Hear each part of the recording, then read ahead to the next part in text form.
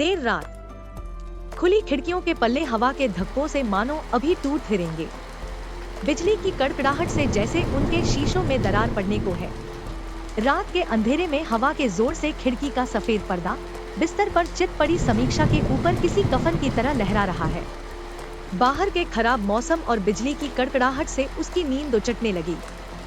तेज बारिश की हल्की सी बौछार खिड़की से होती हुई उसके चेहरे पर पड़ रही है। हर बौछार से उसके चेहरे पर शिकन तो आ रही है, लेकिन नींद से भारी उसका बदन हिलने को तैयार नहीं। फूले हुए नथुनों से सांस छोड़ते हुए समीक्षा ने जबरदस्ती आंखें खोलकर देखा। कमरे में अंधेरा है, उसकी नजर धुंधला रही है। खिड़की की ओर देखते हुए उसने पलकें झपकाई। वह उठने की हालत में नहीं है। कुछ देर वह बिस्तर पर पड़ी सोचती रही कि उठकर खिड़की बंद करे या नहीं, और आखिरकार पानी की ठंडी बौछारों ने उसे उठने पर मजबूर कर ही दिया। आधी नींद में सिर खुजाते हुए हिलती डुलती सी वह खिड़की तक पहुंची।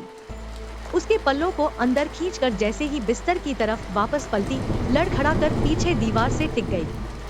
हे भगवान, ये क्या है? उसकी आंखें फट गई हैं सामने का नजारा देखकर। नींद आधी हो गई।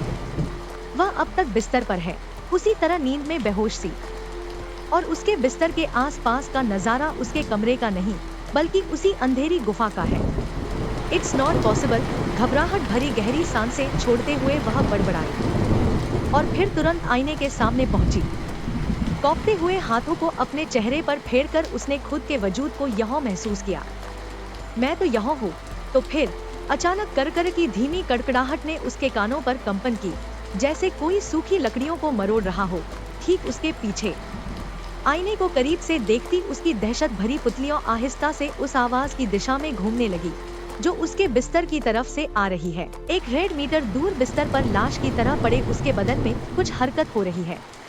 उसकी आंखें बंद है, चेहरा भावहीन, मगर शरीर अपने आप ही तन रहा है, अकड़ रहा है, सेकंड की सुई के साथ अपने हर जोड़ से विपरीत मुड़ रहा है। हाथ पैर, बाहें, उंगलियां, सब कुछ इस तरह विकृत हो रहे हैं मानो कोई लकड़ी की गुड़िया को तोड़ने के लिए उन्हें जगह जगह से चटका रहा हो। समीक्षा जिस मुद्रा में थी वैसे ही जड़ हो गई।